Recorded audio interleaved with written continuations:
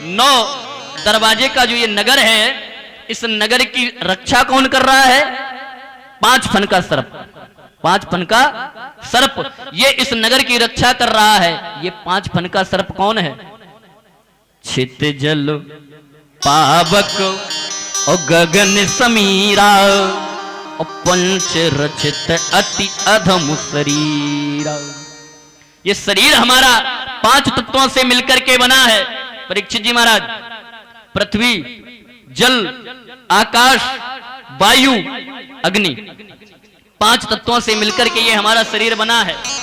आप जल छोड़ो, जल सबसे अधिक किसमें है? जल सबसे अधिक किसमें है?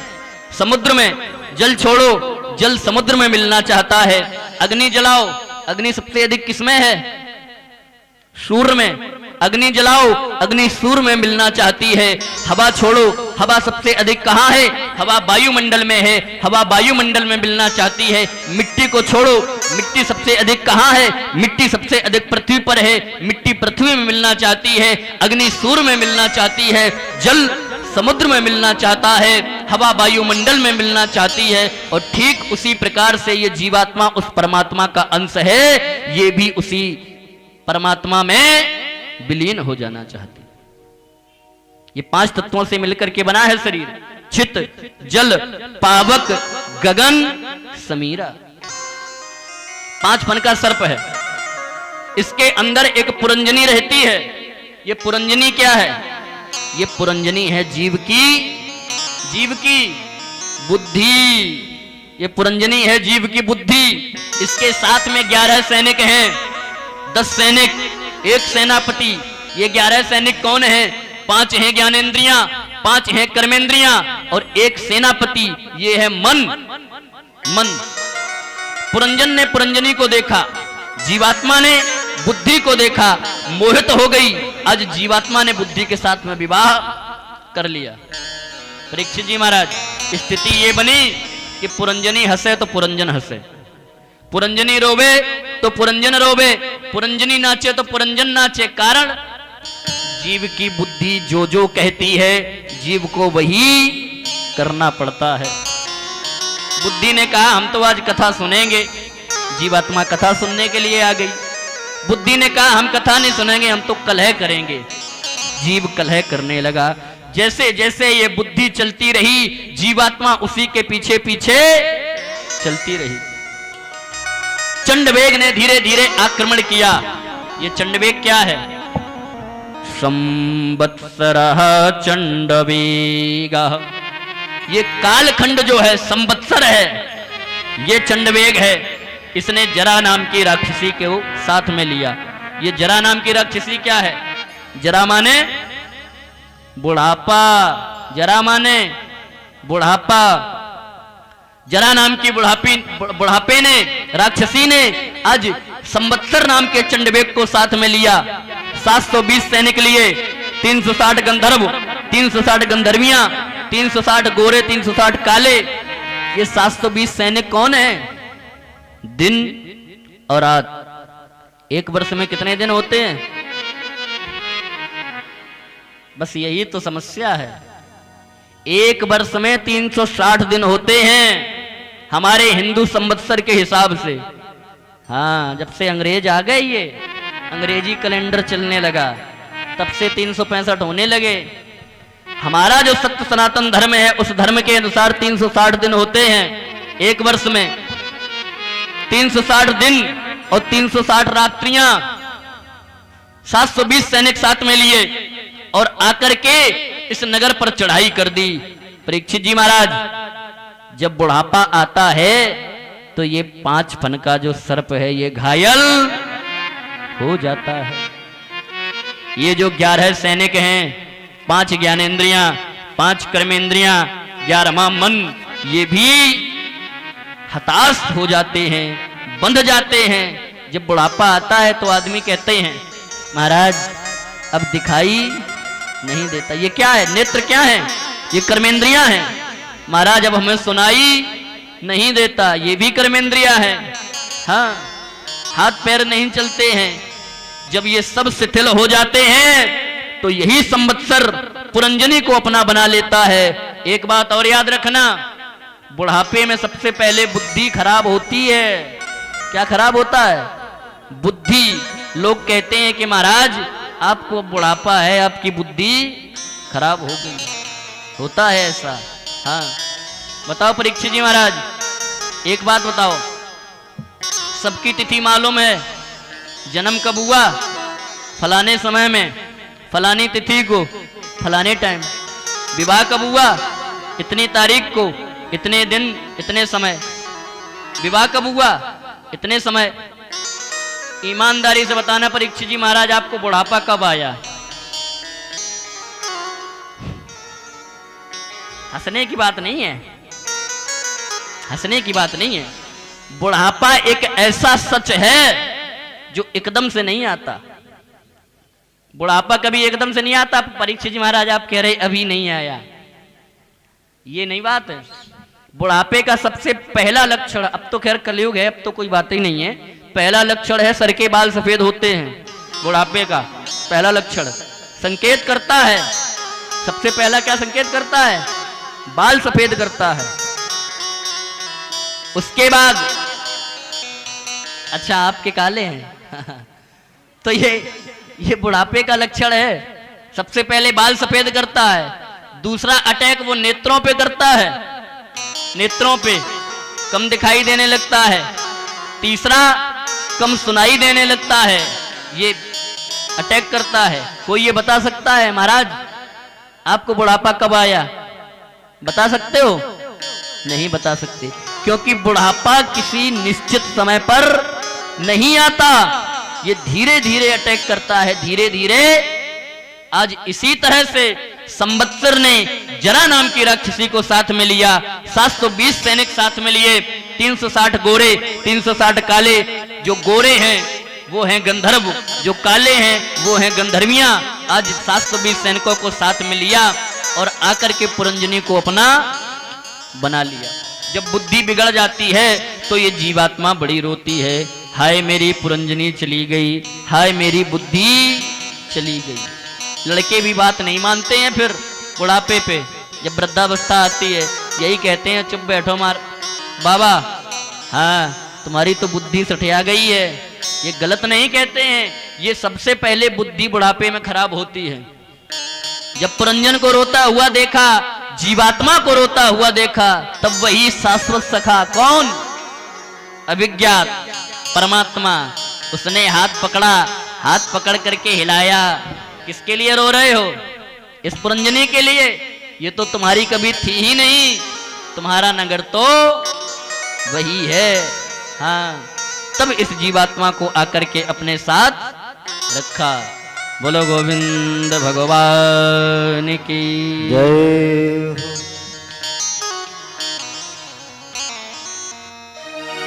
आगे अभी तक राजन आप सुन रहे थे जो मनु महाराज की 5 संतानें हुई, आकुति, देवहूति, प्रसूति, 3 कन्याएं, प्रियव्रत, उत्तानपाद। यही तो सुन रहे थे। अभी तक आपने जो छोटे पुत्र उत्तानपाद हुए, इनके वंश की कथा को सुना। अब इनके जो बड़े पुत्र हुए प्रियव्रत, ज्यादा समय नहीं लेंगे, ठीक 6:30 बजे विराम कर देंगे। हाँ, अपना टाइम पूरा लेंगे, अपना टाइम पूरा लेंगे। इधर अगर आप लेट करोगे तो हम इधर खींचेंगे, इधर अगर आप समय से आ जाओगे तो हम इधर नहीं खींचेंगे। हाँ। मनु महाराज के जो पुत्र हुए हैं प्रियव्रत, सबसे पहले ये सुनो कि प्रियव्रत माने है क्या? प्रिय माने अच्छा, प्रिय माने प्यारा, और व्रत माने संकल्प। व्रत माने संकल्प। जिसने अपने जीवन में अच्छा संकल्प कर लिया हो वही तो प्रियव्रत है। जिसने अपने जीवन में प्यारा संकल्प कर लिया हो वही तो प्रियव्रत है। हाँ, कि प्रिय व्रतो उत्तान पादौ त्रिस्त्रा कन्याश्च भारत आकूतिर देवहूतिश्च प्रसूतिरिति सत्तमः। ये प्रियव्रत जो हैं ये पहले गृहस्थ आश्रम नहीं अपनाना चाहते थे। ये गृहस्थ आश्रम नहीं अपनाना चाहते थे। ये सोचते थे कि अगर गृहस्थ आश्रम अपना लिया, गृहस्थी के जंजाल में फंस गए तो भगवान का भजन नहीं कर पाएंगे। लेकिन अपनाया कब? जब ब्रह्मा जी ने समझाया। एक बार प्रियव्रत ने देखा कि ये जो भगवान सूर्य हैं ये पृथ्वी के एक भाग में प्रकाश कर रहे हैं और एक भाग में अंधेरा करते हैं। एक भाग में प्रकाश करते हैं, एक भाग में अंधेरा करते हैं। इन्होंने धनुष उठाया, धनुष पर बाण चढ़ाया और सूर्य के पीछे पीछे 7 परिक्रमा की और विचार ये किया कि हम सूर्य को छोड़ेंगे नहीं, क्योंकि ये एक भाग में अंधेरा करते हैं और एक भाग में प्रकाश करते हैं। 7 परिक्रमा की और जब 7 परिक्रमा रथ पर बैठ करके की तो जब रथ चला उस रथ की जो लीक हुई 7, उससे बने हैं 7 समुद्र। क्या बने? 7 समुद्र। और जो मिट्टी ऊपर को उठी है उससे 7 द्वीप बने हैं। द्वीप 7 द्वीप बने हैं और 7 ही समुद्र बने हैं। अब जब 7 परिक्रमा की और विचार ये किया कि हम सूर्य को नहीं छोड़ेंगे, ये एक भाग में अंधेरा करते हैं, एक भाग में प्रकाश करते हैं, तो ब्रह्मा जी ने आकर के समझाया, देखो प्रियव्रत, अंधकार और प्रकाश एक दूसरे के पूरक हैं। प्रकाश की महत्वता कब होती है? प्रकाश की महत्वता कब होती है? जब अंधेरा होता है। दिन में कोई कहता है लाइट जलाओ, दिन में कोई कहता है बल्ब जलाओ। प्रकाश की महत्वता कब होती है? जब अंधेरा होता है। प्रकाश और अंधकार एक दूसरे के पूरक हैं। सत्य और असत्य एक दूसरे के पूरक हैं। धर्म अधर्म एक दूसरे के पूरक हैं।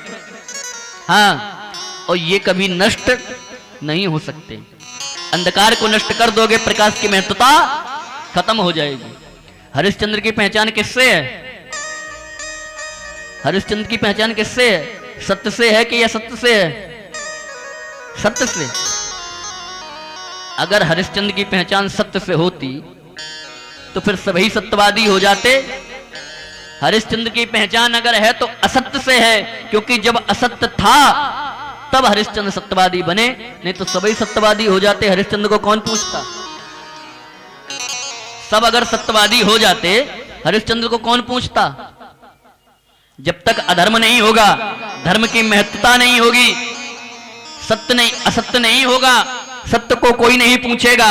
वही ब्रह्मा जी कह रहे हैं, प्रियव्रत, अंधकार नहीं होगा तो प्रकाश की महत्वता खत्म हो जाएगी। एक कहावत कही जाती है अपने यहां कि जिस व्यक्ति को कम समय में कोई बहुमूल्य वस्तु प्रदान हो जाए तो फिर वो उसकी अहमियत नहीं समझता है। प्रकाश की महत्वता अंधकार में होती है। दिन में कोई कहता है लाइट जलाओ, बल्ब जलाओ, जब अंधेरा हो जाता है तभी प्रकाश को सब खोजते हैं। इसीलिए जब भी बोला करें, परीक्षित जी महाराज, पंडित जी जब बोलते हैं धर्म की, तो आप लोग क्या कहते हो? धर्म की। अधर्म का? अधर्म का काहे भैया? अधर्म का नाश क्यों हो? अधर्म का अगर नाश हो तो धर्म की पहचान चली जाएगी। और नाश तो कभी दुश्मन का भी नहीं करना चाहिए। हाँ, तो अगर अधर्म का नाश हो जाएगा तो धर्म की पहचान चली जाएगी। परीक्षित महाराज ने कलयुग को बनाया, बंदी बनाया था। चाहते तो मार देते, क्यों छोड़ दिया?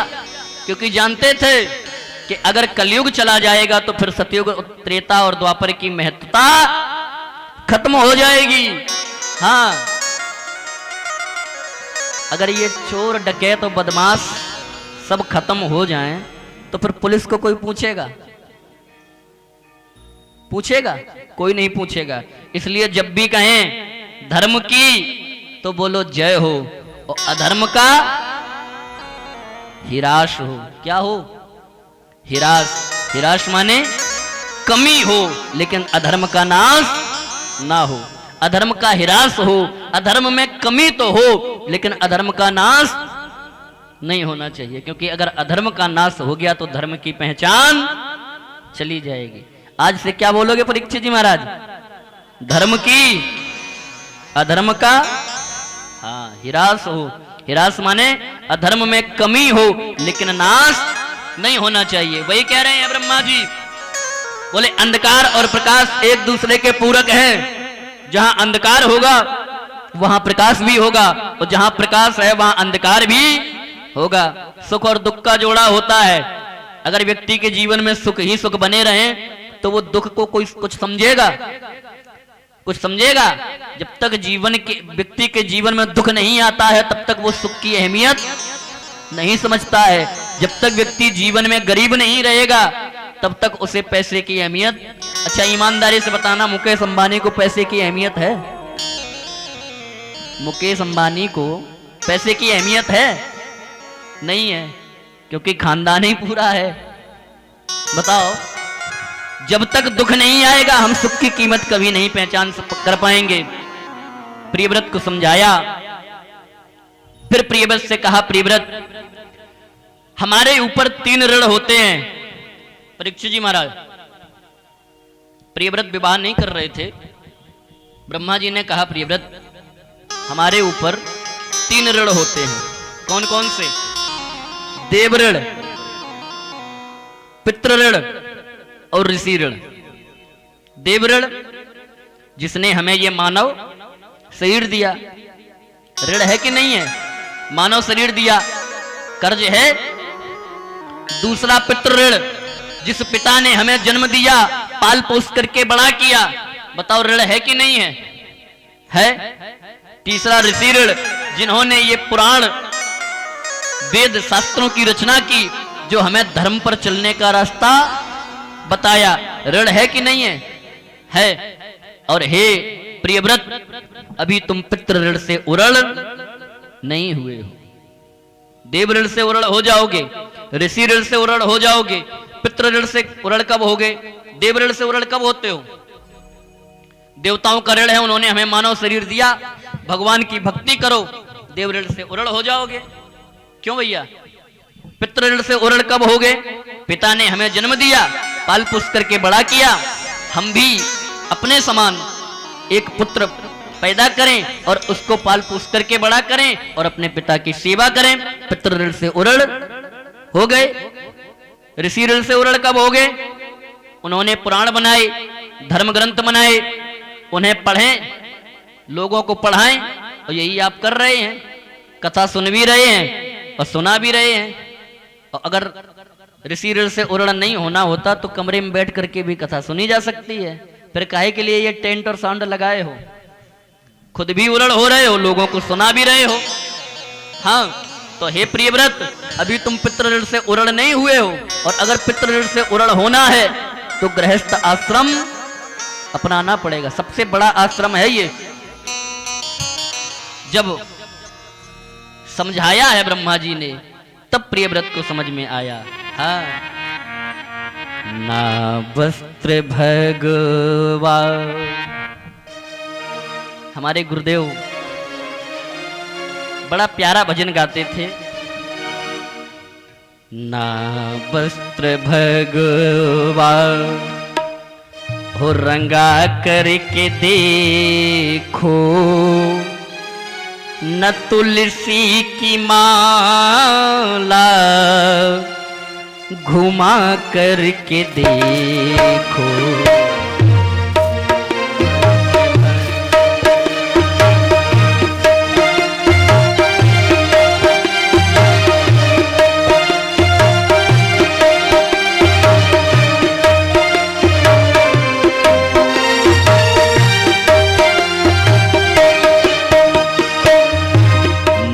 वस्त्र भगवा रंगा करके देखो, ना वस्त्र भगवा रंगा करके देखो, न तुलसी की माला माला, न तुलसी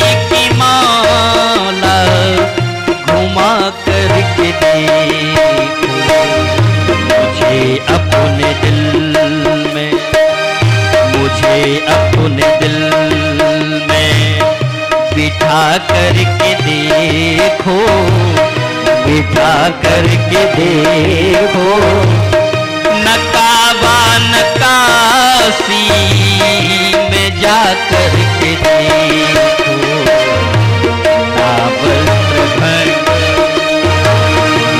ताबस्त्र भर दो।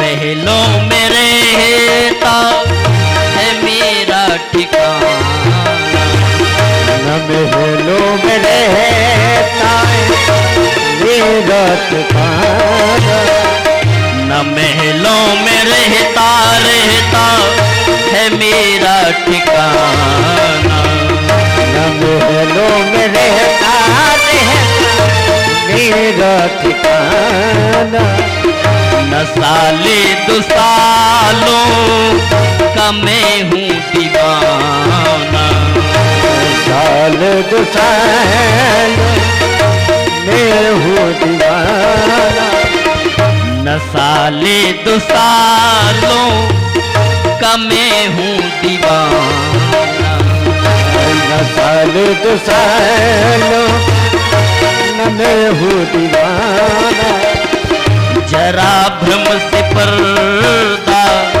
जरा भ्रम से पर्दा हटा करके देखो, नकाबा नकासी में जा करके देखो, न जा करके देखो, नकाबा नकासी काफी, नकाबा नकासी काफी में जा करके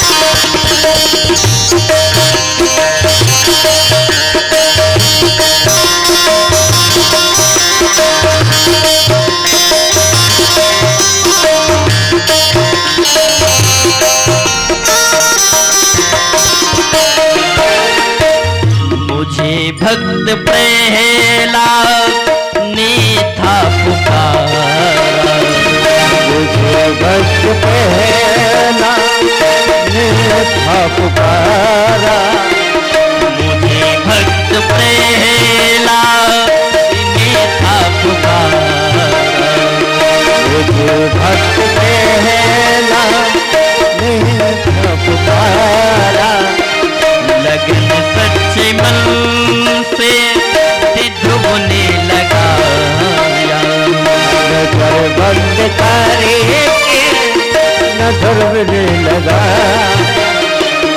लगन सच्चे मन से सिद्धू ने लगाया, लगन सच्चे मन से ने लगा,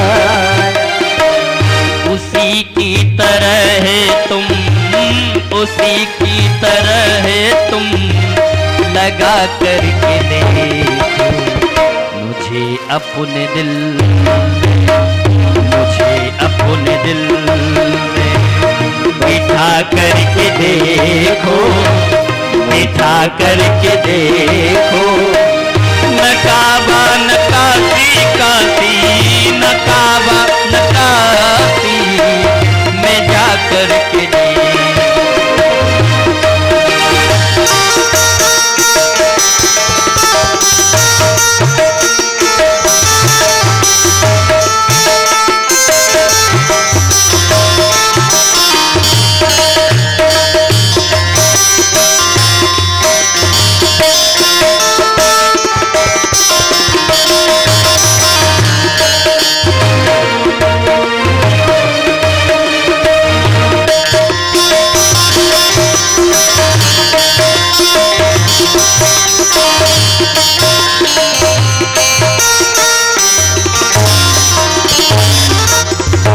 बोलो गोविंद भगवान की जय।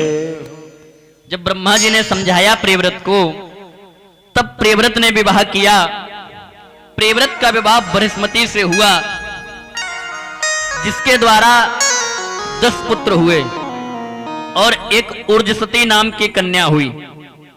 जो 10 पुत्र हुए, उन 10 पुत्रों में सबसे बड़े हुए आग्नेन्द्र। ऊर्जसती नाम की जो कन्या थी, उसका विवाह शुक्राचार्य के साथ में हुआ। जिन शुक्राचार्य और ऊर्जसती से देवयानी का प्रादुर्भाव हुआ। आग्नेन्द्र का विवाह पूर्व चित्ती से हुआ, जिससे 9 पुत्र हुए, जिनमें सबसे बड़े नाभि हुए। नाभि का विवाह मेरु देवी के साथ में हुआ, जिनसे ऋषभ देव का प्रादुर्भाव हुआ। और इन्हीं ऋषभ देव से जैन धर्म चला है। जैन धर्म कहां से चला है? इन्हीं ऋषभ देव से। जो नाभि के जो पुत्र हुए ऋषभ देव जी, इन ऋषभ देव के द्वारा ही जैन धर्म चला है। और यही ऋषभ देव जब जंगल में तपस्या करने के लिए गए, तो 8 सिद्धियां इनके सामने आकर के खड़ी हो गईं। कौन कौन सी? अड़िमा, महिमा, लगिमा, गरिमा, प्राप्ति, प्रकामी, ईसत, बसत। ये 8 सिद्धियां हैं। 8 सिद्धियां आकर के और आज ऋषभ देव के सामने खड़ी हो गई। हमें स्वीकार करो, ऋषभ देव ने सिद्धियों को ठुकरा दिया। ये 8 सिद्धियां किसके पास थी? 8 किसके पास थी?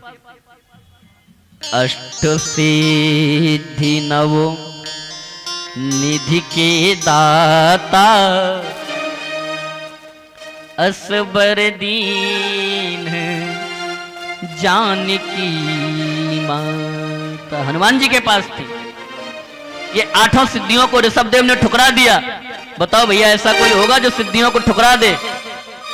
8 सिद्धियों को ठुकरा दिया, क्योंकि ऋषभ देव ने कहा कि अगर हमारे पास सिद्धि होगी तो हमें प्रसिद्धि की भूख बढ़ेगी। आपने देखा होगा, किसी संत के पास छोटी सी सिद्धि आ जाए तो वो उस सिद्धि का दुरुपयोग करता है। किसके लिए? अपनी प्रसिद्धि के लिए, हमारा प्रचार हो, लोग हमें जाने। और जब वो उस सिद्धि का दुरुपयोग करने लगता है तो धीरे धीरे वो सिद्धि चली जाती है। आपने देखा होगा, सुना होगा कि एक मंदिर पर एक संत जी रहते हैं। वो अगर हाथ फिरा दें, हाथ घुमा दें या भभूति दे दें, तो कितनी भी बड़ी बीमारी हो सब खत्म हो जाती है। इसका कारण, पहले तो उसके पास सिद्धि रही, और जब उसने उस सिद्धि का दुरुपयोग किया तो धीरे धीरे वो सिद्धि चली गई। फिर वो सिद्धि नहीं रहती, केवल प्रचार ही प्रचार बना रहता है। तो वही ऋषभ देव ने कहा कि अगर हमारे पास सिद्धि आएगी तो हमें प्रसिद्धि की भूख बढ़ेगी। हमें प्रसिद्धि नहीं चाहिए, हमें सिद्धि भी नहीं चाहिए। 8 सिद्धियों को ठुकरा दिया। आज ऋषभ देव का विवाह इंद्र की दी हुई पुत्री जयंती से हुआ। जिन ऋषभ देव के 100 पुत्र हुए, जिनमें 81 बालक कर्मकांड रचयिता हुए, 9 बालक 9 दीपों के अधिपति हुए, 9 बालक योगीश्वर हुए, कवि, हरि, अंतरिक्ष, पिपलायन, प्रबुद्ध, चमस, करभाजन, और 100 में हुए भरत। कौन? भरत, भरत जी महाराज। और भरत का विवाह पंचजनी से हुआ, जिनसे 5 बालक हुए। और यही भरत जी, इन्हीं भरत जी के नाम पर हमारे इस देश का नाम भारत पड़ा। जबकि इतिहास में तो यह बताया जाता है कि शकुंतला और दुष्यंत के पुत्र भरत के नाम पर हमारे देश का नाम भारत पड़ा, लेकिन भागवत में लिखा है कि इन्हीं भरत के नाम पर हमारा देश का नाम भारत पड़ा। पहले हमारे देश का नाम क्या था? भारत से पहले हमारे देश का नाम क्या था? सबसे पहले आर्यवर्त से भी पहले। हाँ देखो पंडित जी ने बता दिया। हमारे देश का नाम था अजनाब खंड। क्या था? अजनाब खंड। फिर हमारे देश का नाम पड़ा आर्यवर्त। फिर हमारे देश का नाम पड़ा भारत। फिर हमारे देश का नाम पड़ा सोने की चिड़िया। फिर हमारे देश का नाम पड़ा हिंदुस्तान। और फिर हमारे देश का नाम पड़ा इंडिया। देखो कितने नाम पड़े। इतने नाम किसी देश के हो सकते हैं? हाँ। सबसे पहले हमारे देश का नाम था अजनाब खंड। तो इन्हीं भरत के नाम पर हमारे देश का नाम भारत पड़ा। 4 आश्रम बताए गए हैं हमारे जीवन में। 4 आश्रम। परीक्षित जी महाराज, ब्रह्मचर्य पहला आश्रम, ब्रह्मचर्य। दूसरा गृहस्थ। तीसरा वानप्रस्थ। और चौथा सन्यास। 25 वर्ष तक हमें ब्रह्मचर्य आश्रम जीना चाहिए। अब तो कलयुग है, 18 वर्ष सरकार ही ने कर दिया है। सरकार ने भी 18 कर दिया है, तो कलयुग है। पहले 25 वर्ष तक हमें ब्रह्मचर्य आश्रम रखना चाहिए और 25 से 50 वर्ष तक हमें गृहस्थ आश्रम में प्रवेश हो जाना चाहिए और 50 से 75 वर्ष तक हमें वानप्रस्थ आश्रम ले लेना चाहिए और 75 से 100 वर्ष के बीच में सन्यास ले लेना चाहिए। ये जो सन्यास आश्रम है ये बड़ा कठिन है। सन्यास आश्रम कब होता है?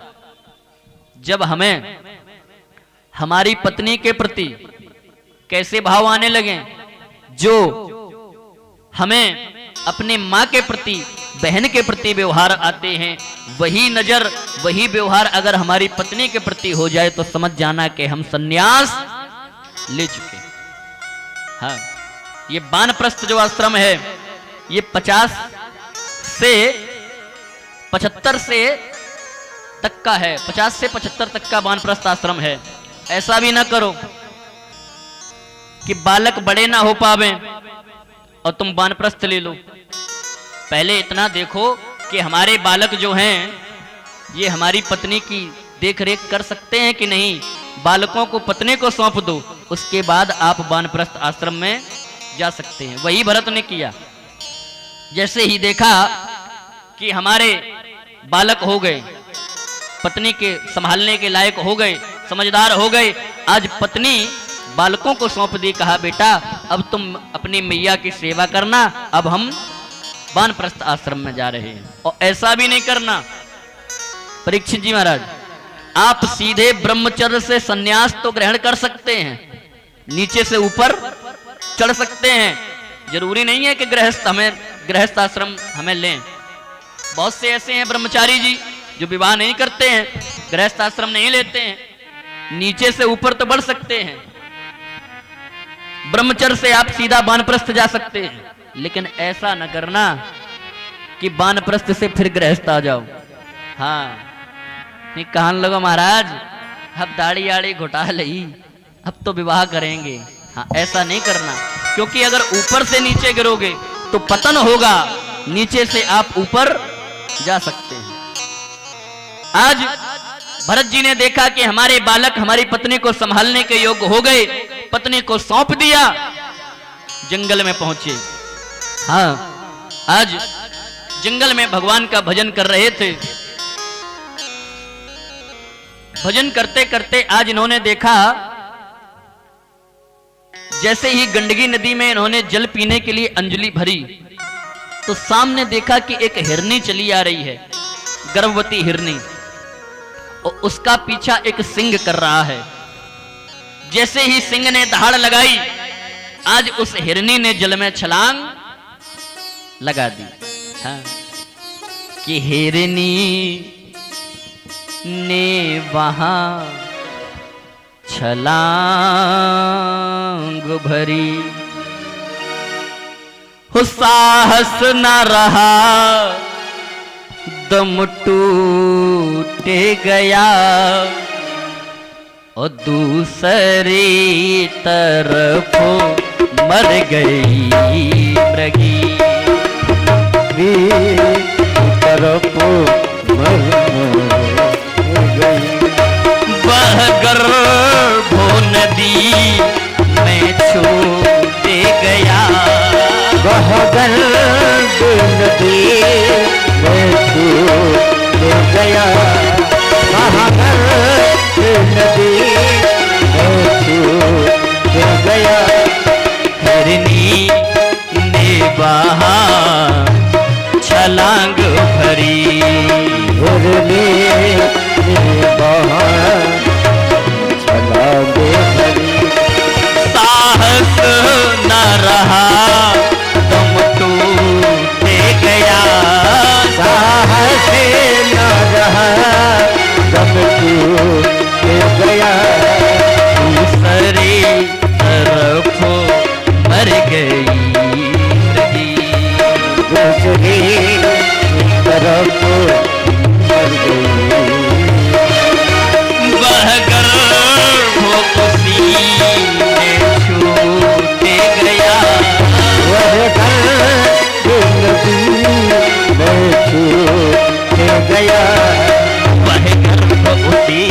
छूट गया वह गर्भ उसी में छूट गया वह गर्भ उसी में छूट गया वह गर्भ उसी में छूट गया वह गर्भ उसी में छूट गया वह गर्भ उसी में छूट गया वह गर्भ उसी में छूट गया वह गर्भ उसी में छूट गया। हिरनी ने वहां छलांग भरी साहस न रहा दम टूट गया और दूसरी तरफ मर गई मृगी वो गर्भ उसी में छूट गया। गर्भवती हिरनी थी। आज देखा कि सिंह पीछा करता हुआ आ रहा है। सिंह ने दहाड़ लगाई तो उस भय की वजह से उस हिरनी ने छलांग लगा दी नदी में। लेकिन छलांग तो लगाई उसने इस तरफ से उस तरफ के लिए, लेकिन भय के कारण आज उसका गर्भ उसी नदी में छूट गया। वो हिरनी तो इधर आ गई, उसका भी प्राणांत हो गया। हिरनी तो मर गई लेकिन वो बच्चा नदी में डूबने लगा। भरत जी ने देखा कि ये अबोध बालक है, इसका अभी अभी जन्म हुआ है, मर जाएगा। संत का काम क्या है?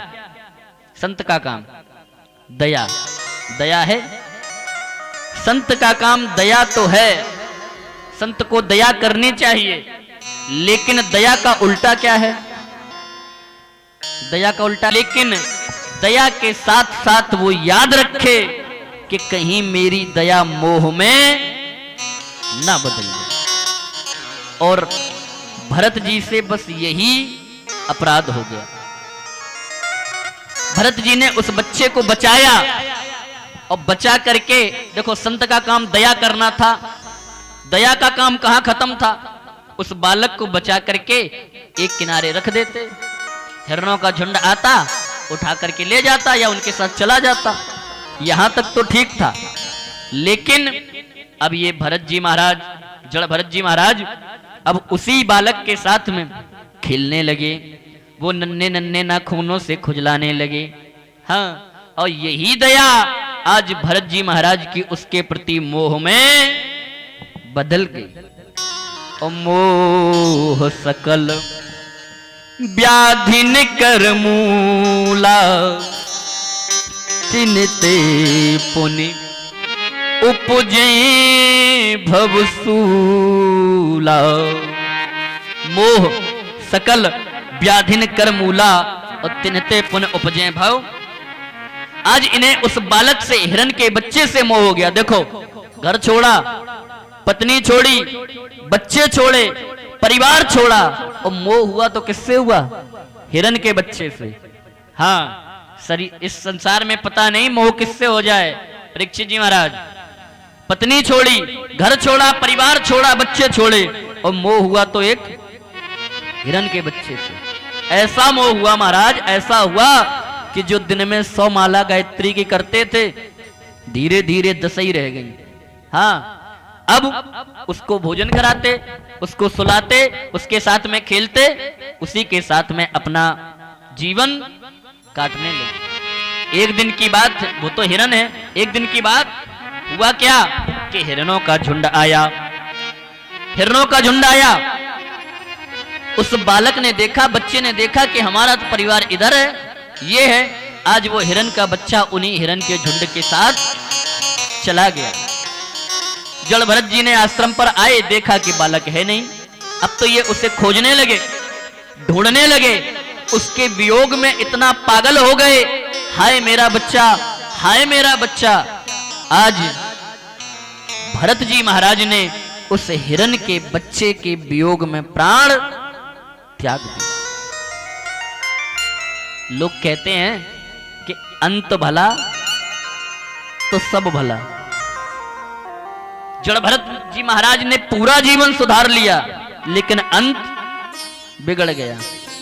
कहते हैं अंतमति सागति, अंत समय में हमारा ध्यान, हमारा चित्त, हमारा मन जिसकी तरफ होता है, हमें अगली योनि वही मिलती है। पूरा जीवन सुधर गया महाराज जड़ भरत महाराज का, लेकिन अंत में जब प्राण छोड़े तो ध्यान किसका किया? हिरन के बच्चे का। आज कर्म बस जड़ भरत महाराज को अगला जन्म हिरन का मिल गया, लेकिन तपस्या का प्रभाव था, तो हिरन स्वरूप में भी इन्हें ये याद रहा कि मैं पूर्व जन्म में भरत नाम का राजा था और मेरे ऐसे ऐसे प्राणांत हुआ। अब इन्होंने विचार किया कि अब हम अगर इस जन्म में भी अपना सुधार न कर पाए तो हमें फिर 84 योनियों में, 84 लाख योनियों में भटकना पड़ेगा। इन्होंने क्या किया? हिरन के झुंडों से दूर रहने लगे, हिरन के झुंडों से दूर रहने लगे, भोजन का त्याग कर दिया, जल का त्याग कर दिया। एक दिन की बात, जंगल में लगी आग।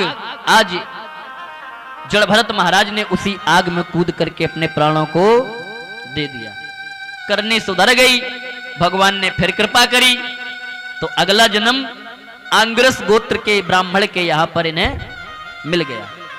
आंग्रस गोत्र का ब्राह्मण था, उस ब्राह्मण की 2 पत्नियां थीं, एक से 9 बालक थे और दूसरी से 1 कन्या थी, और एक ये भरत जी महाराज थे। हुआ ये कि जब ये बड़े हुए, इनके पिता बहुत अच्छे ज्योतिषाचार्य थे, उन्होंने उसकी कुंडली बनाई। कुंडली में इन्होंने देखा कि ये बहुत बड़ा विद्वान होगा। जड़ भरत जी के जो पिताजी थे, इन्होंने विचार किया, जब कुंडली बनाई, कुंडली में लिखा था कि ये बहुत बड़े विद्वान होंगे, लेकिन जब ये बड़े हुए तो पिताजी ने इन्हें खूब पढ़ाया, सब कुछ कराया, लेकिन इन्होंने विचार किया कि अगर हम इस पढ़ने लिखने में पड़े रहे तो आज पिताजी कह रहे कि सत्यनारायण की कथा याद कर लो, कल कहेंगे यजमान के यहाँ बेटा बेटी हुआ, नामकरण संस्कार करा आओ, हम यहाँ से भागना चाहते हैं, ये हमें यहीं धकेल देंगे। तो ये एकदम मूर्ख बन गए, पागल, पागलों जैसी प्रवृत्ति में रहने लगे। नाम था इनका भरत, लेकिन पागलों जैसे रहने लगे, तो लोग इन्हें जड़ भरत कहने लगे। जड़ माने मूर्ख, जड़ माने मूर्ख। और जड़ भरत जी कह रहे हैं कि तुम हमें जड़ कहते हो, हमें जड़ कहते हो, हम मूर्ख नहीं हैं, मूर्ख तो ये संसार है। और परीक्षित जी महाराज, जो मोटी बुद्धि का होता है वो खाता बहुत है। हाँ, जिसकी बुद्धि मोटी होती है, जिसकी अक्ल कम होती है, बुद्धि कम होती है, वो खाता भी बहुत है। और जो खाता बहुत है, फिर लोग उस पे काम भी बहुत लेते हैं। अब ये भरत जी खा खा करके मोटे हुए। जब खा खा करके मोटे हुए, हाँ, इतनी तो एक खुराक तो इतनी होगी, हाँ, खूब खा खा करके मोटे हुए। और जब मोटे हुए तो इनके भैया इनसे काम लेने लगे। भाभियों ने कहा, देखो खा खा करके मोटे हुए हैं, और मोटे काहे हुए? क्योंकि इन्हें किसी की चिंता नहीं थी। हाँ, जो चिंता करता है उसको देखना, जो चिंता करता है वो ऐसे हो जाता है, और जो चिंता नहीं करता है उसका शरीर देखो। अरे भैया क्यों चिंता करते हो? हाँ, कि चिंता ये चिता से बढ़ कर है। चिंता और चिता फर्क कितना है? आधा ना का। कितना फर्क है? आधा ना का। कि चिंता ये चिता से बढ़ कर है, जो खुद का नाश कराती है, और चिता मुर्दे को जलाती है, और चिंता जिंदा को जलाती है। चिता में मुर्दा जलता है, और चिंता, जो चिंता करता है वो अंदर से खोखला हो जाता है, अंदर से कमजोर हो जाता है। चिंता में और चिता में आधे ना का अंतर है। हाँ, क्यों चिंता करते हो? क्यों? कि हमें चिंता नहीं उनकी, उन्हें चिंता हमारी है, क्योंकि हमारी इस गाड़ी के रक्षक सुदर्शन चक्र धारी। क्यों चिंता करते हो भैया? और जब तुम ही चिंता करने लगोगे तो फिर वो तुम्हारी चिंता करना छोड़ देगा। पिता अपने पुत्र की चिंता कब तक करता है? कब तक करता है? जब तक वो स्वयं अपने काम खुद नहीं कर लेता तब तक। और जब तुम खुद अपनी चिंता करने लगोगे तो फिर पिता समझ जाता है कि अब ये समझदार हो गया, फिर पिता को चिंता नहीं रहती है। हाँ, तो जब हमारी चिंता वो कर रहा है तो फिर हम क्यों चिंता करें? चिंता कितनी के है उसको? कि जब दांत नहीं तब दूध दियो। हाँ? बालक जब जन्म लेता है तो जन्म लेने से पहले वो हमारे भोजन का प्रबंध पहले कर देता है। वो जानता है कि इसके दांत नहीं है, ये क्या खाएगा। कि जब दांत नहीं तब दूध दियो, अब दांत भये तो का अन्न नदी है। जब दांत आएंगे तो अन्न भी देगा, और जब खुद चिंता करने लगोगे तो फिर वो तुम्हारी चिंता करना छोड़ देगा। और जड़ भरत जी चिंता तो करते ही नहीं है, खा खा करके मोटे हुए। चिंता में और चिता में आधे ना का अंतर है, इसलिए हम चिंता ना करें, क्योंकि अगर चिंता करेंगे तो हमारा ये शरीर अंदर ही अंदर जल जाएगा। अब हम चिंता ना करें तो क्या करें परीक्षित जी महाराज? महाराज जी, हम चिंता ना करके हम उस प्रभु का चिंतन करें। क्या करें? चिंतन। और चिंता में और चिंतन में भी आधे ना का अंतर है, क्योंकि डंडा तो लगा ही है, बस उस डंडा में आधा ही ना तो लगाना है। चिता में और चिंता में आधे ना का अंतर है, और चिंता में और चिंतन में भी आधे ना का। इसलिए चिंता छोड़ो, भगवान की चिंतन करो, भगवान का। परीक्षित जी, हाँ, हमने बता दिया आपको, यज्ञेन वही विष्णु इति सामवेद श्रुत। कर तो रही हो, थोड़ा भक्ति से कर लो, भाव से कर लो। हाँ, आइए कथा प्रसंग पर। अब ये जब खा खा कर मोटे हुए तो भाभियों ने विचार किया। अच्छा, एक बात और बताएं परीक्षित जी महाराज, भाइयों में आपस में विवाद कभी ना हो। भाइयों में आपस में विवाद कभी ना हो।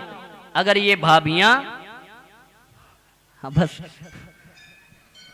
भाइयों में जब तक शादी नहीं हुई तब तक भरत का कुछ नहीं हुआ, और जो शादी होकर के आई, भाभियों ने सोचा काम का ना दंड का, और खाता फालतू का। भाइयों से कहा देखो इससे काम लेना प्रारंभ करो। तो भैया ने कहा ए भरत भैया, बोले हाँ इधर आओ, हाँ जाओ गुफनिया उठाओ, खेत रखाओ जाके। गुफनिया जानते हो? हाँ, वो रस्सी में बना करके ऐसे फेंकी जाती थी चिड़ियां रखाई जाती थी खेत पे, और खेत पे लगे थे मक्का के भुट्टा। हाँ, जड़ भरत जी पहुंचे खेत रखाने के लिए। देखा कि हमें किस लिए भेजा है, खेत रखाने के लिए। हाँ, विचार करने लगे कि ये राम की बनाई हुई चिड़िया और राम के बनाए हुए खेत, तो फिर हम कौन होते हैं रोकने वाले। हाँ, आवाज लगाई, अरे ओ चिड़िया आ जाओ आ जाओ। चिड़ियों ने कहा बड़ा अच्छा रखवाला आ गया, ये तो निमंत्रण दे रहा है। हाँ, राम की चिड़ैया, राम की चिड़ैया हो राम ही के खेत, राम ही के खेत। आओ मेरी प्यारी चिड़िया चुनो भर पे। अब की चिड़ैया राम के खेत, राम के खेत। आओ चिड़ैया भर भर के, राम की चिड़ैया, राम की चिड़ैया राम ही के खेत, राम ही के खेत। आओ मेरी प्यारी चिड़िया चुनो भर के। आओ मेरी प्यारी चिड़िया चुनो भर के।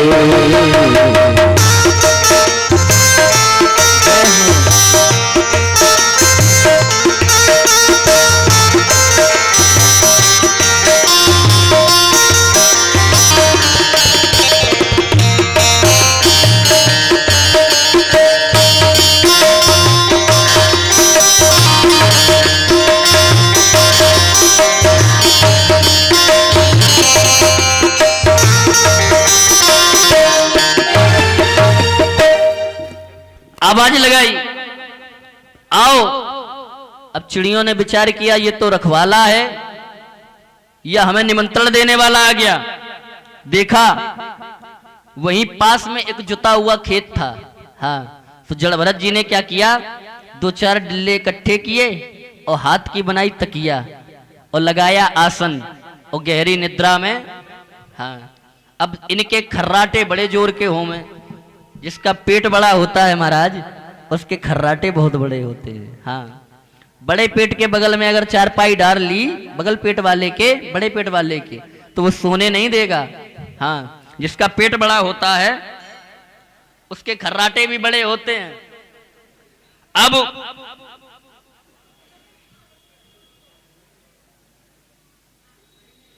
कल होगी बामन की। अच्छा,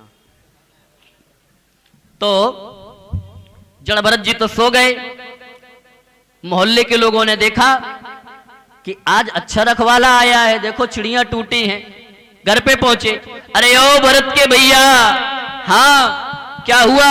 अरे देखो जाके खेत पे। क्या हुआ? पूरा खेत साफ हो गया।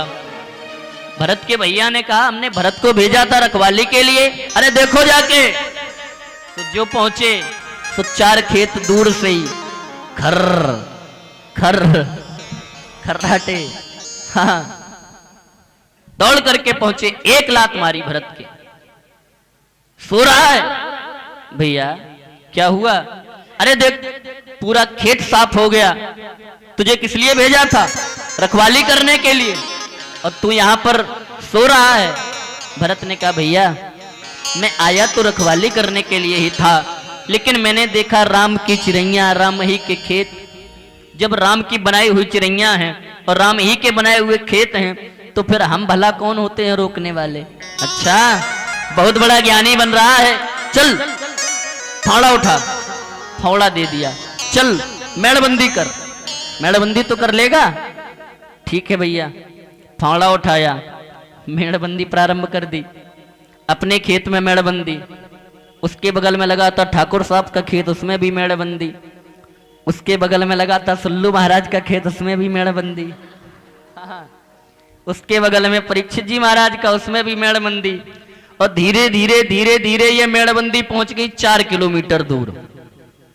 अब लोगों ने देखा, भरत के दरवाजे पर लाठी उठाई और पटकने लगे। अरे ओ भरत के भैया, क्या हुआ? अरे 10 भैया हो तो क्या घर पे खेत पे कब्जा करोगे? कब्जा? कैसा कब्जा? अच्छा, भरत को भेज दिया खेत पे मेड़बंदी करने के लिए, कह रहे कैसा कब्जा? देखो चल। भरत के भाइयों ने देखा, तब तक मेड़बंदी पहुंच गई 4 किलोमीटर दूर। भरत से कहा, क्या कर रहे हो? किस लिए भेजा था? मेड़बंदी करने के लिए, अपने खेत में। ये पूरे सबके खेतों में क्यों कर दी? बेचारे सुल्लू महाराज का खेत तो छोड़ देते। हाँ, भरत ने कहा, भैया मैंने जब आकर के यहां देखा तो देखा कि मैं भी उसी राम का बनाया हुआ हूं, ये भी उसी राम के बनाए हुए हैं, ठाकुर साहब भी उसी राम के बनाए हुए हैं, तो मैंने सब अपना खेत समझा, सब में मेड़बंदी कर दी। भरत के भाइयों ने फावड़ा छीना, धक्के देकर के घर से निकाल दिया। चल, आज से तुझे भोजन नहीं मिलेगा, निकल जा। निकाल दिया जड़ भरत जी को। एक बात बताएं, अगर आप कुछ करते ना हो तो आपको कोई भी पूछने वाला नहीं है। आपके पास में पैसा ना हो और आप कुछ करते ना हो। किसी कवि ने बड़ी सुंदर लाइन लिखी है कि पैसे बिन बाप कहे कि बेटा कपूत भयो,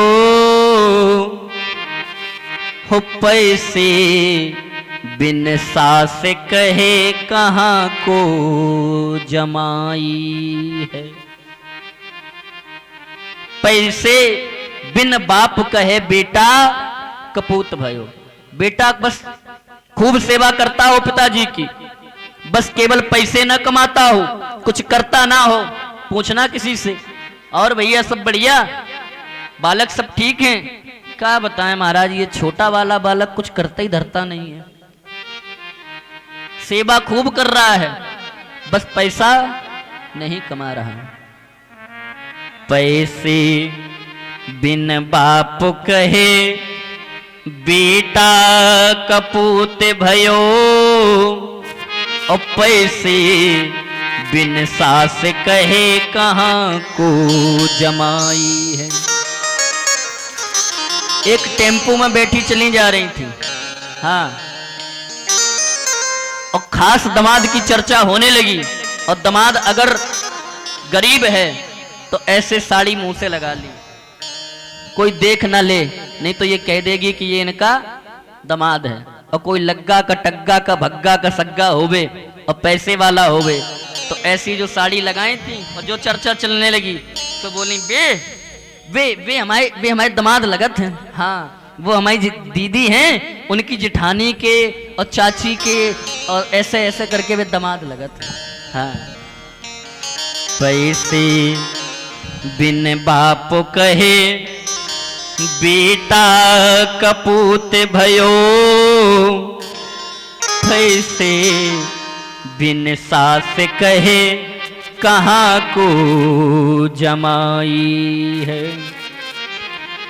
कि पैसे बिन पत्नी कहे हो जी पति जो बेकार मिले।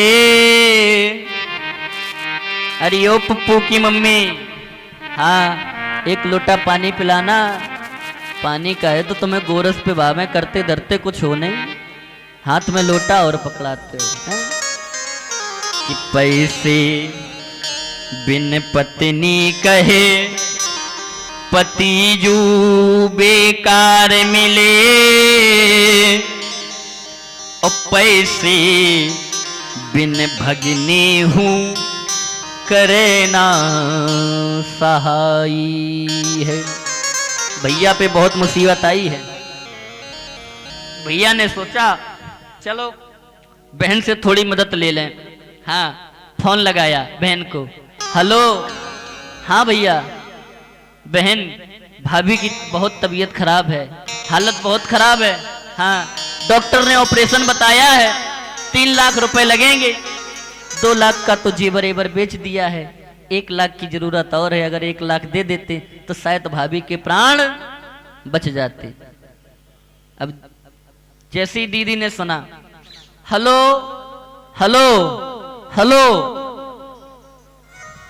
फोन काट दिया। अब अपने पति से पूछा, भैया का फोन आया था, पैसे मांग रहे थे, उन्होंने भी कह दिया कुछ बहाने बना दो, देंगे कहां से, जमीन है नहीं, जेवर बिक ही गया है, कहां से देंगे। तब तक थोड़ी देर में फिर आया, बहन हाँ भैया, फोन क्यों कट गया था, वो नेटवर्क प्रॉब्लम थी। हाँ बहन, किसी तरह से 1 लाख की व्यवस्था हो जाती, हम पाई पाई चुका देंगे, बस भाभी के प्राण बच जावे। भैया तुम्हें 1 लाख की पड़ी है, यहाँ 10 रुपए नहीं है जहर खाने को। हाँ, पैसे बिन पत्नी कहे, ये पति जू बेकार मिले, पैसे बिन भगिनी हूँ करे ना सहाय है, कि पैसे बिन न गाँव संग, हो पैसे बिन न भ्रात संग, पैसे बिन मुर्दे ने लकड़ी हूँ न पाई है। पैसा ना हो तो न तो गांव वाला कोई तुम्हारा साथ दे सकता है, और न तुम्हारा घर का कोई भाई तुम्हारा साथ दे सकता है।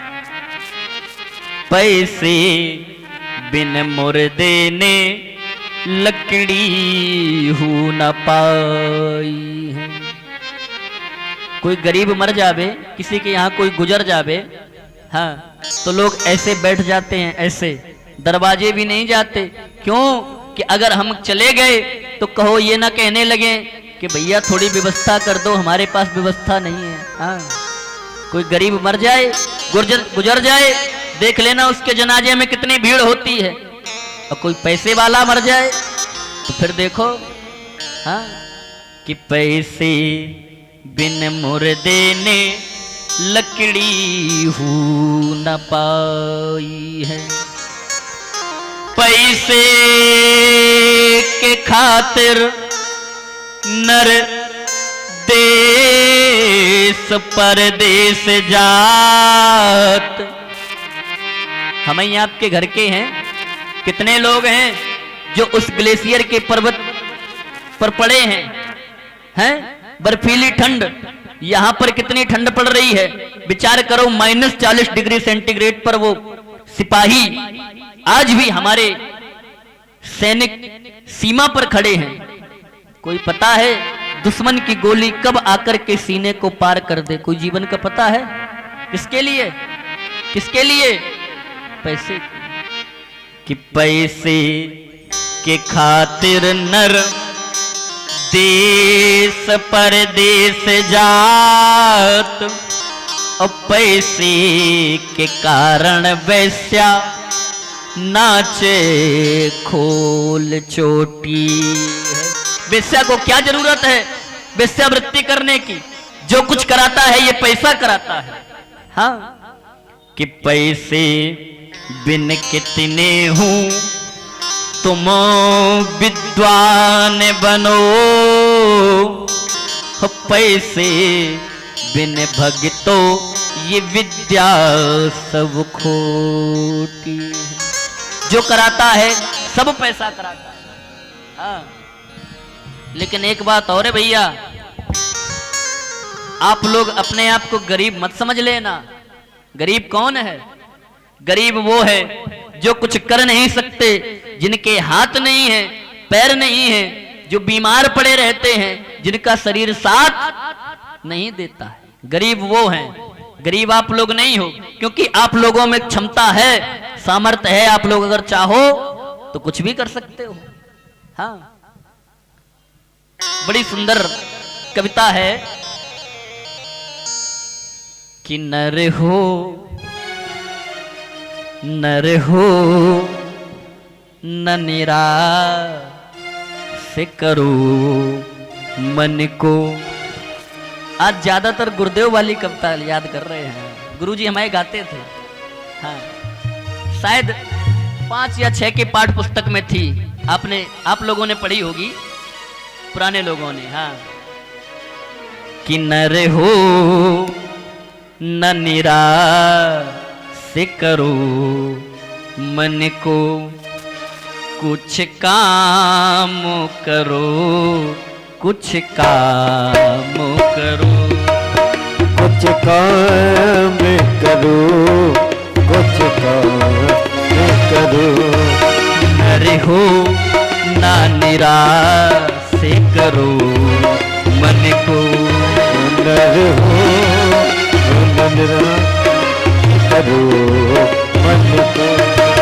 कुछ काम करो, कुछ काम करो, कुछ नाम करो, कुछ काम करो। जग में रह कर कुछ नाम करो, जग में रह कर कुछ नाम करो, जग में रह कर कुछ नाम करो, जग में रह कर कुछ नाम करो। ये जन्म हुआ जिस अर्थ अहो, इस जन्म हुआ जिस अर्थ कहो, ये जन्म हुआ जिस अर्थ अहो, ये जन्म हुआ जिस अर्थ कहो। समझो जिसमें यह व्यर्थ न हो, सब हो जिसमें व्यर्थ न हो। कुछ तो उपयोग करो तन को, कुछ तो उपयोग करो तन को, कुछ तो उपयुक्त करो तन को। कुछ तो उपयोग करो तन को। नर हो न निराश करो मन को, अरे हो न निराश करो मन को। अरे हो न निराश करो मन को। अरे हो न निराश करो मन को। नर हो न निराश करो मन को, कुछ काम करो, कुछ काम करो। प्रभु ने तुमको करदान किए, हाथ किस लिए दिए हैं? इसीलिए प्रभु ने तुमको करदान दिए, सब वंचित वस्तु विधान, सबका रास्ता बताया है। डॉक्टर बनना है, ये पढ़ाई पढ़ो। इंजीनियर बनना है, ये पढ़ाई पढ़ो। अब जब करना ही नहीं है तो फिर कुछ भी बात। लेकिन तुम अपने आप को गरीब नहीं समझ सकते। आज जड़ भरत जी को जब निकाल दिया, जड़ भरत जी चले जा रहे हैं। हाँ, एक बार उसी जंगल में डाकुओं के सम्राट ने बलि देने के लिए आज पूजा रखी और अपने सैनिकों से कहा कि हमें बलि देनी है, किसी व्यक्ति को पकड़ करके ले आओ। सैनिक चले, सैनिकों को कोई नहीं मिला तो यही जड़ भरत जी मोटे ताजे खूब मिल गए। सैनिकों ने पकड़ लिया। भरत जी ने पूछा कहां ले जा रहे हो? सैनिकों ने कहा आज तुम्हारी बलि चढ़ेगी। जड़ भरत जी ने कहा बलि? बोले हाँ।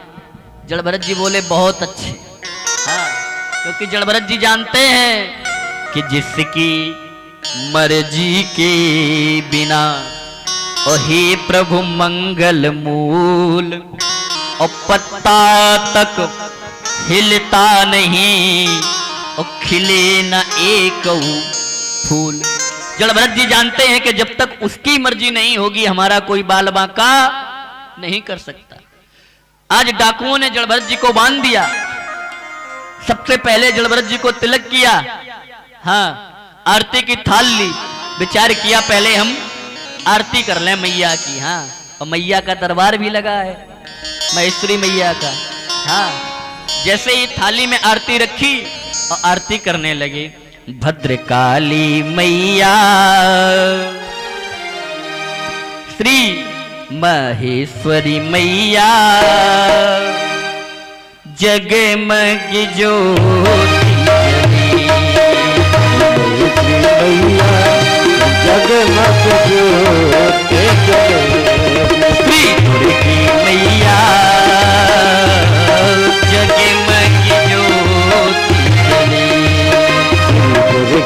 मैया जगमग ज्योति जले।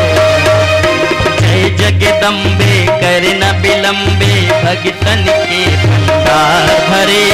जय जगदम्बे कर न विलंबे भगतन के भंडार भरे। जय जगदम्बे कर न विलंबे भगतन के भंडार भरे। जय जगदम्बे कर न विलंबे भक्तों के भंडार भरे।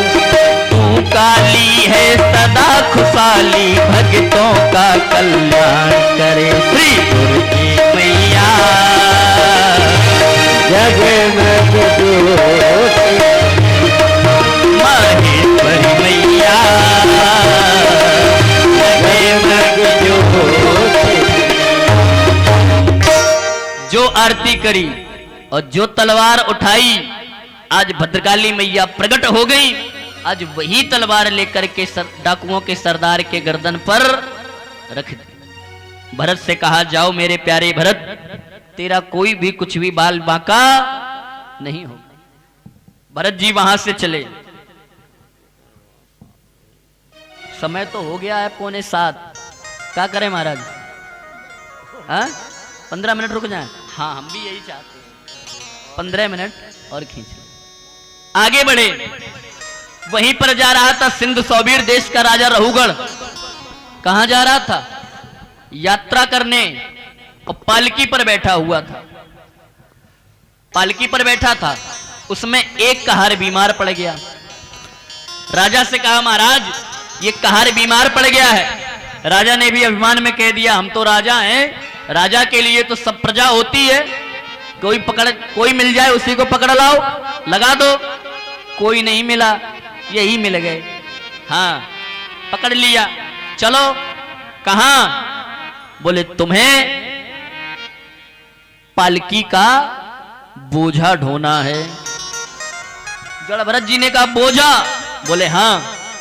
जड़ भरत जी ने कहा, बहुत अच्छे। हाँ चल दिए। जड़ भरत जी को लेकर के पहुंचे। अब जड़ भरत जी को लगा दिया पालकी में। और जो पालकी में जड़ भरत जी लगे, क्योंकि इनका पालकी का चलाना बड़ा कठिन होता है, गिन गिन करके पैर रखे जाते हैं। हाँ और अगर जरा सा भी पैर इधर उधर रखा तो जो पालकी में बैठा है उसे झटका लगता है, उसका सिर। और जड़ भरत जी जब चल रहे हैं, जड़ भरत जी जब चल रहे हैं तो नीचे चींटियों को देखते हुए जा रहे हैं कि कहीं मेरे पैर के नीचे कोई चींटी ना आ जाए। और जहां चींटी आ जाती है तो जड़ भरत जी पैर बढ़ा देते हैं। और जब जड़ भरत जी पैर बढ़ा देते हैं तो राजा रहुगढ़ को बड़ी जोर से झटका लगता है। और जैसे ही झटका लगा, आज राजा रहुगढ़ ने बड़े क्रोध में आकर के कहा, ऐ प्रमादो, पालकी होश में चलाओ, होश में, नहीं तो दंड दे देंगे, दंड। और कहारों ने सोचा कि गलती कर रहा है ये और दंड मिलेगा हमें। तो प्रमादों ने कहा, महाराज हम तो सही चल रहे हैं, लेकिन ये जो नया प्रमाद आया है ये सही से नहीं चल रहा है। रहुगढ़ ने कहा, अच्छा ये? बोले हाँ। रहुगढ़ ने ऐसे देखा। भरत जी मोटे ताजे तो थे ही। हाँ रहुगढ़ बोला, इससे नहीं चल रहा? बोले हाँ। कैसे चलेगा? गरीब है, कमजोर है, शरीर देखो, इस पे वजन कैसे उठेगा? भरत जी कुछ नहीं बोले। राजा रहुगढ़ फिर बैठ गया। फिर चींटी आ गई। आज भरत जी ने फिर पैर आगे बढ़ा दिया। फिर जोर सा झटका लगा। राजा रहुगढ़ ने कहा चिल्ला करके, ऐ प्रमादो, पालकी होश में चलाओ, होश में, दंड दे देंगे, दंड। जड़ भरत जी ने विचार किया कि अगर हम अब भी ना बोले तो फिर व्यर्थ हो जाएगा। अभी तक जड़ भरत जी किसी से बोले नहीं हैं, अब बोलना चाह रहे हैं। क्यों बोलना चाह रहे हैं? क्योंकि ये राजा रहुगढ़ कौन है? ये राजा रहुगढ़ वही हिरण का बच्चा है जिसके वियोग में राजा भरत ने प्राण छोड़े थे। वही हिरण का बच्चा है, वही इस जन्म में राजा रहुगढ़ बना है। और क्यों बोलने जा रहे हैं जड़ भरत जी? क्योंकि जड़ भरत जी ने विचार किया कि अगर आज न बोले तो आगे आने वाले समय में लोग ये कहेंगे कि जिसका बोझा स्वयं जड़ भरत जी ने अपने कंधे पर रखा और उसका भी उद्धार न हुआ। आज रहुगढ़ का उद्धार कराने के लिए बोले, क्या बोले कि त्वयो दितमो विप्रम विप्रलबोधम। हे राजन, क्या कह रहे हो? बोझा ढोना, शरीर का मोटापा, चलना फिरना, ये सब लक्षण किसके हैं? कि त्वयो दितम व्यक्तम विप्रलबोधम भरतु समेस्याद्य वीर भार। तुम हमसे कह रहे हो कि हम तुम्हारा बोझा सही से नहीं ढो रहे, और हे राजन तुम जिसकी बात कर रहे हो मोटापा, मोटापा किसका कारण है? शरीर का। चलना किसकी क्रिया है? शरीर की। और तुम कह रहे हो कि अगर हम सही से ना चले तो तुम हमें चिकित्सा करोगे, दंड दे दोगे।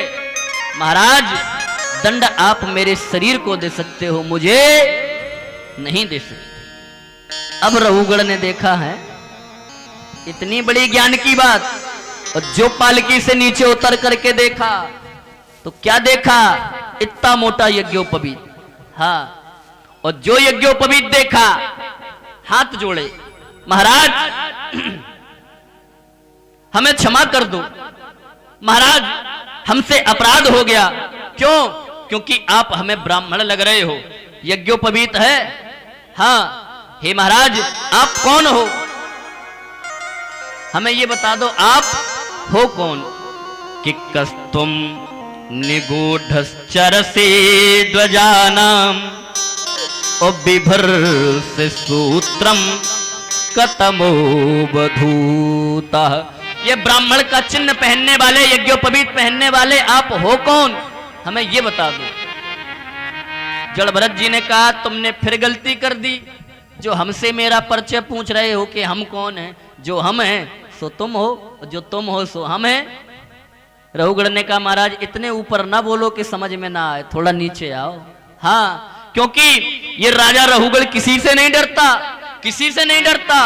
कि ना हम विसंके असुरराज वज्रान। ये राजा रहुगढ़ इंद्र के वज्र से नहीं डरता, नहीं डरता। ना यक्षशूलान यम से दंडात। ये राजा रहुगढ़ यमराज के दंड से नहीं डरता। ना न्यर के सोमान, नहीं डरता ये चंद्रमा से।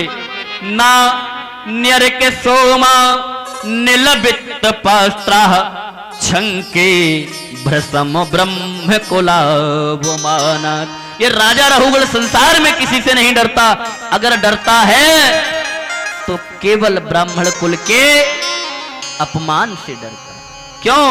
क्योंकि ये राजा रहुगढ़ जानता है कि कपिल की कोपते सगर सुत भस्म भये कोपे दुर्वासा तब यद कुल नसायो है। कपिल की क्रोधाग्नि से सगर के 60,000 बालक क्रोधाग्नि में जल करके भस्म हो गए। हाँ, कि कपिल के अकोप से सगर सुत भस्म भये अकोपे दुर्वासा तब यद कुल नसायो है।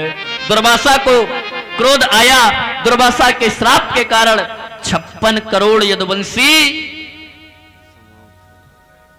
जरा सी देर में, और 56 करोड़ यदुवंशी आपस में लड़कर के सब मर गए। कपिल के कोपते और सगर सुत भस्म भये और कोपे दुर्वासा तब यद कुल नसायो है। ऋषिन के कोपते और रावण को वंश नाश। 1 लाख पूत 1.25 लाख नाती और रावण के दिया। हाँ, कि ऋषिन के श्राप से भयो रावणहूक वंश नाश, अंद्रगहू पुराण बीच गिरगिट बनायो है। राजा अंद्रग को गिरगिट बनना पड़ा।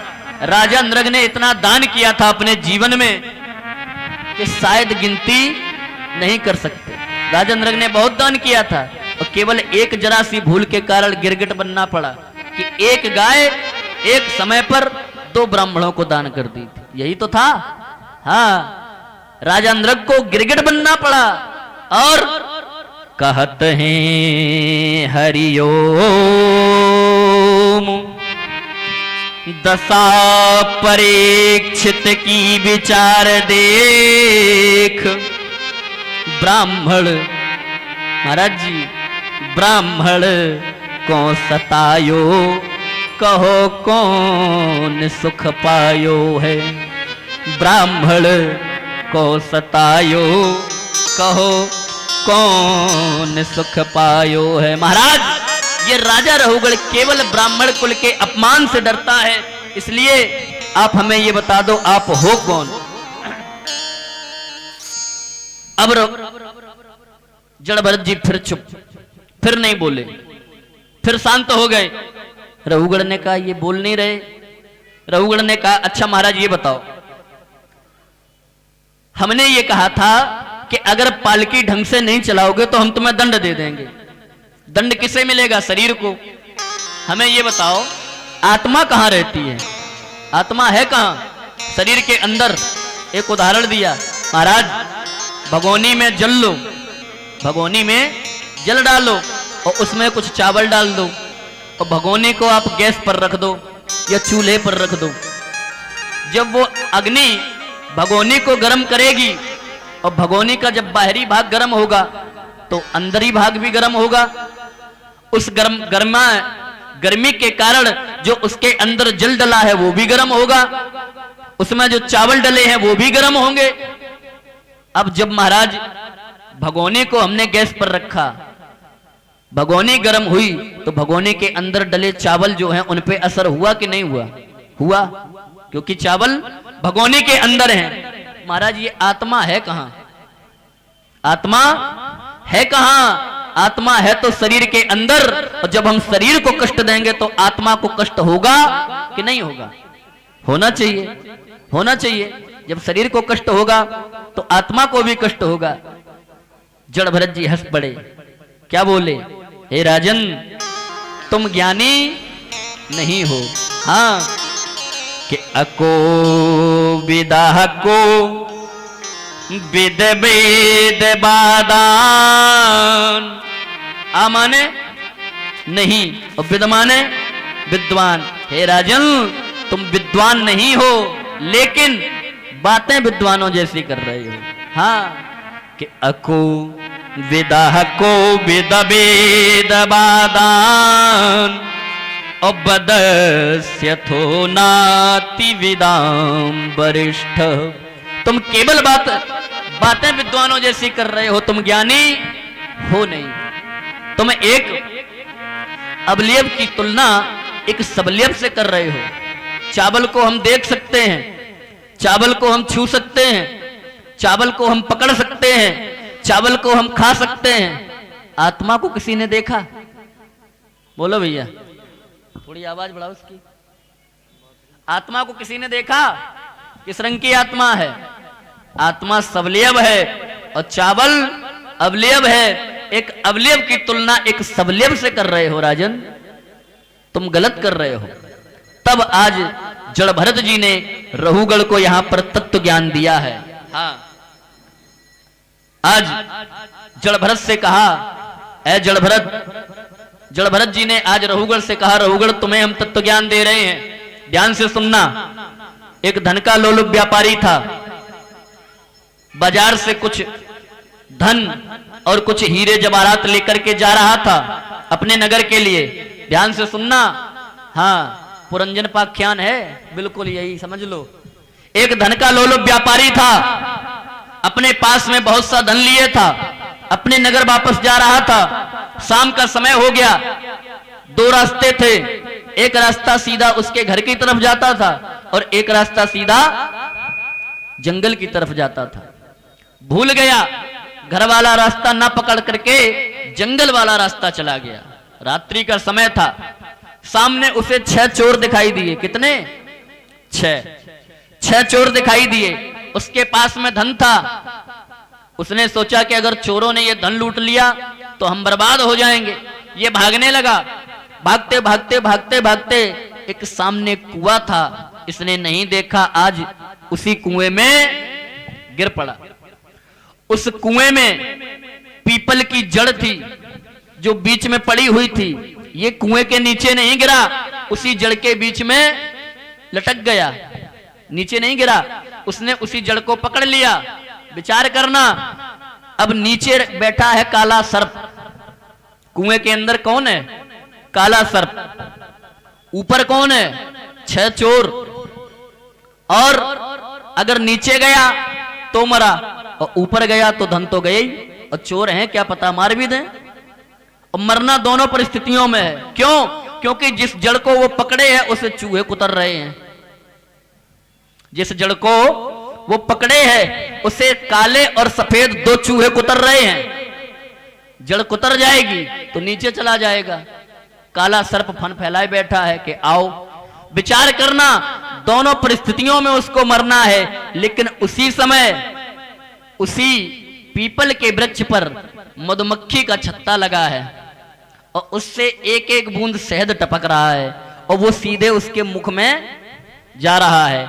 अब देखो, मृत्यु को भूल गया, आज वो धन का लोलुप व्यापारी सीधे उस सुख को, उस मिठास का आनंद लेने लगा। समझ में आया? नहीं आया। ये धन का लोलुप व्यापारी है जीवात्मा। इस संसार सागर में आई, आने के बाद में उसके सामने 2 रास्ते हैं, एक भगवान की तरफ और एक संसार की तरफ। भूल गई भगवान को, चल दी कहां? संसार के तरफ। इसके पास धन बहुत है। रास्ते में 6 चोर मिले। कौन? काम, क्रोध, लोभ, मोह, द्वेष, मान या मत्सर। 6 चोर मिले। 6 चोरों ने घेर लिया। इसने विचार किया अगर चोरों ने पकड़ लिया तो धन हमारा बर्बाद हो जाएगा। ये भागने लगा। भागते भागते भागते भागते एक कुएं में गिरा। कुएं में जब गिरा तो कुएं की एक जड़ थी, उस जड़ को इसने पकड़ लिया। नीचे बैठा है काला सर्प। ये काला सर्प क्या है? यही तो काल है। क्या है? काल। और जिस जड़ को वो पकड़े है, ये जड़ क्या है? ये जड़ उसकी आयु है। क्या है? आयु, उम्र। और ये जो सफेद और काले चूहे उस जड़ को कुतर रहे हैं, ये हैं दिन और रात। दिन और रात बीत रहे हैं, हमारी आयु। अच्छा बताओ, हमारी उम्र बढ़ रही है कि कम हो रही है? हैं? कम हो रही है। लेकिन जब बर्थडे आता है तो लोग बड़ी धूमधाम से मनाते हैं। अब हम 20 साल के हो गए, हैं? अब हम 21 के हो गए, हैप्पी बर्थडे टू यू। हैं? लेकिन ये नहीं जानते कि अगर हमारी उम्र 40 वर्ष है तो उसमें हमारे 20 वर्ष कम हो गए। हम धीरे धीरे काल के गाल में जा रहे हैं। और फिर भी वो भूल गया कि मरना दोनों परिस्थितियों में है, क्योंकि वो दिन और रात बीत रहे हैं। और उसी समय ये माया और मोह का मधुमक्खी का छत्ता, उससे एक एक बूंद करके शहद टपक रहा है और फिर भी आदमी उसी में, हाँ, उसी का आनंद ले रहा। जानते सब हैं कि मरना सबको है। ये सब जानते हैं कि मरना सबको है, और ये भी जानते हैं कि अच्छे कर्मों का फल अच्छा होता है और बुरे कर्मों का फल बुरा होता है। और जो जानबूझ करके जो बुरे कर्म करता है, बस यही तो माया है। आज जैसे ही तत्व ज्ञान दिया, राजा रहुगढ़ आज जड़ भरत जी के चरणों में साष्टांग दंडवत कर लिया। प्रभु हमसे भूल हो गई, क्षमा कर दो। जा रहा था दत्तात्रेय जी को गुरु बनाने के लिए, आज इसने जड़ भरत जी को ही अपना गुरु मान लिया। बोलो गोविंद भगवान की। कहां गए? चलो आ जान दो। एक भजन, उसके बाद आरती। एक निर्देश और है महाराज जी का कि कल की जो कथा है, कल झांकी है, वामन भगवान की कल झांकी है, कल शाम को कथा विराम होगी वामन चरित्र पर, तो कल झांकी निकाली जाएगी, तो आप लोग और अधिक संख्या में आओ, हैं? और परसों तो जन्म है ही फिर। और दूसरी बात, ये कथा जो आप सुन रहे हैं ये YouTube चैनल पर प्रसारण हो रही है। चैनल का नाम है के स्टार म्यूजिक। क्या नाम है? के स्टार म्यूजिक। आप YouTube पर सर्च करेंगे आपको आ जाएगा। डेली लाइव चलाई जाती है, डेली आप लाइव देख सकते हैं। तो ये लाइव चलाई जा रही है के स्टार म्यूजिक। हाँ, चैनल का नाम है के स्टार म्यूजिक। तो आप सब लोग इस चैनल को सब्सक्राइब कर लें। और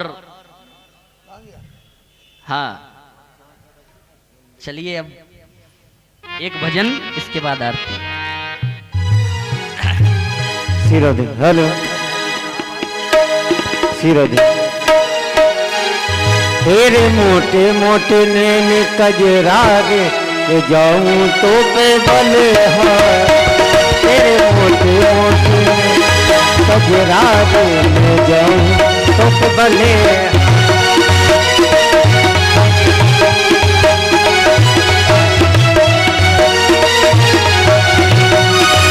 मैं जाऊं तो पे बलिहारी, मैं जाऊं तो पे बलिहारी। तेरे मोटे मोटे, तेरे मोटे मोटे नैन कजरा, मैं जाऊं तो पे बलिहारी। तेरे मोटे मोटे कजरा, मैं जाऊं तो पे बलिहारी।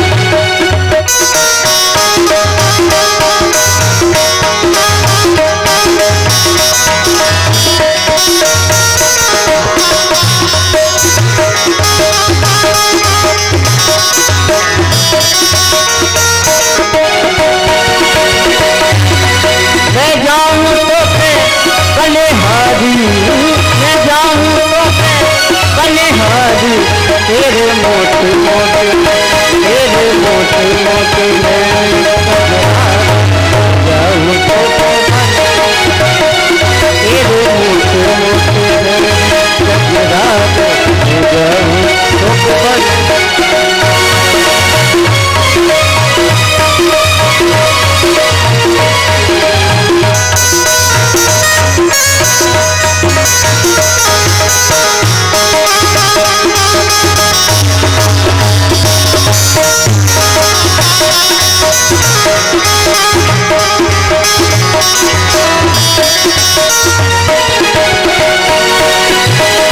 तुम बिन मोहन चैन पड़ेगा, तुम बिन मोहन चैन पड़ेगा।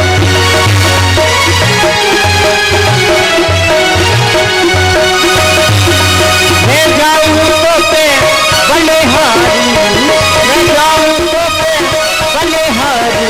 तेरे मोटे मोटे, तेरे मोटे मोटे बलिहारी, जाऊं तो पे बलिहारी। तेरे मोटे मोटे बलिहारी, जाऊं तो पे बलिहारी।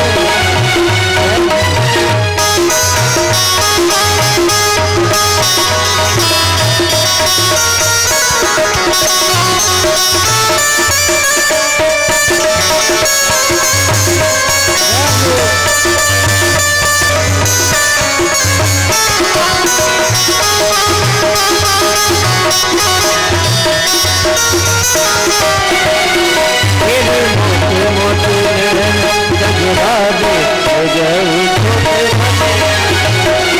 तेरे मोटे मोटे नैन कजरा रे, मैं जाऊं तो पे बलिहारी।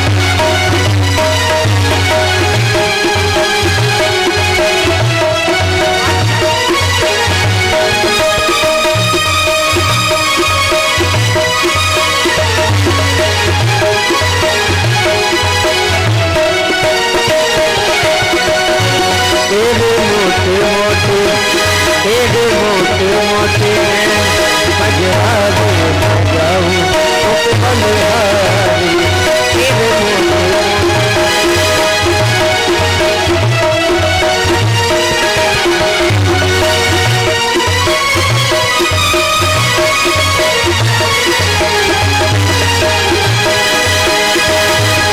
बिन मोहन जीना क्या है, तुम बिन मोहन चैन करे, चैन करे ना, चैन करे ना, चैन करे।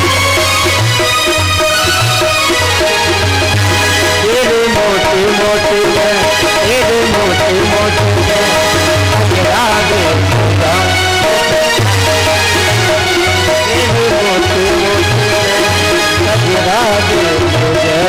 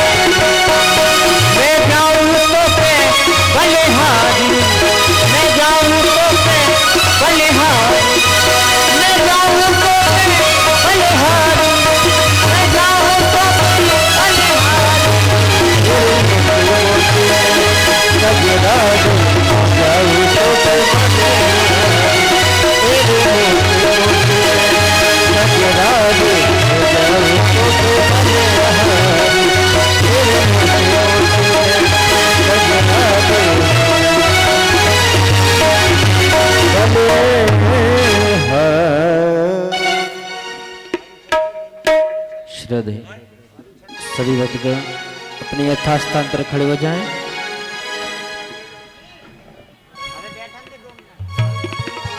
आइए उतारेंगे श्रीमद् भागवत महापुराण की पावन मंगलमयी आरती। हरि ओम चंद्रावन सोजातक्षो सूर्यो अजायत श्रोत्रादाय प्राणस्य मुखादग्निरजायत।